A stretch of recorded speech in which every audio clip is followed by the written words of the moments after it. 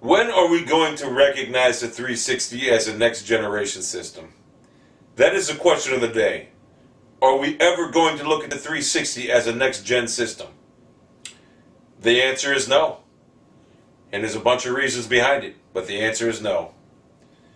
Well, besides the obvious, the Blu-ray, that it just can't handle enough data to put on a regular DVD disc. The Blu-ray is the future of gaming, obviously, it holds more, but besides the obvious that it burns up, and the games are so childlike on it, and hell, you can't play Resistance 1 or 2 on or God of War or nothing like that, it's quite evident that the 360 will not be considered a new next-gen system, because just look at the way it's built and the way it looks.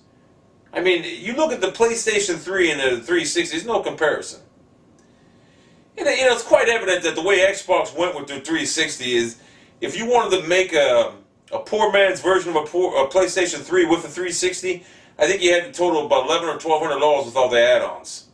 Did you ever see that little Wi-Fi adapter they had? The little antenna looks like something from an alien or spaceship. I mean, man, come on, man. Get it right, Xbox or Microsoft. Stick to software.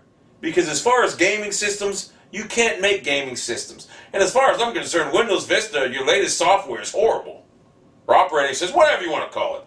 But stick to software, because you can do that a little bit. You can't make gaming consoles.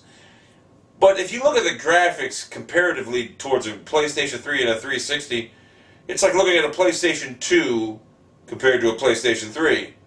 I've made a contention, and a lot of other people have made this contention, that the Xbox 360 is just a more expensive PlayStation 2. Because that's all it is. The graphics are no different. I can get black on a PlayStation 2 and it'll look just as good, if not better, than any Xbox 360 game. And that's a fact. Go get black and put it in there and tell me what you think. 10 times the better graphics. In fact, black was one of the most underrated games ever. So if you're gonna, there's not an Xbox 360 game you can compare to black right now. There really isn't. The black game was a great game, and it overtakes any 360 game. Now, conversely, if you put the black game to the PlayStation 3 game, Resistance kills it hands down. And there's many more, but I won't go on to mention them.